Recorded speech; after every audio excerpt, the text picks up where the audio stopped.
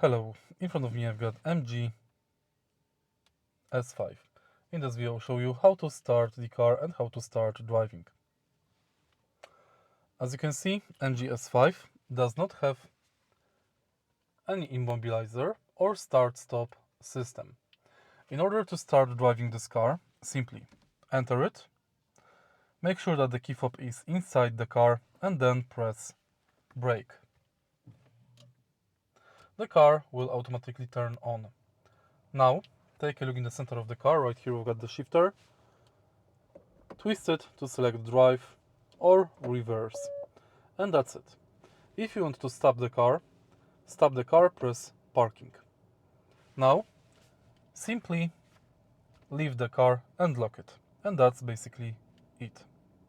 You can also take a look in the center of the car, swipe down from the top of the screen and select power off if you want to power off the system manually.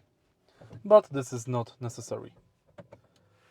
If you find this video helpful, please leave like, comment and subscribe.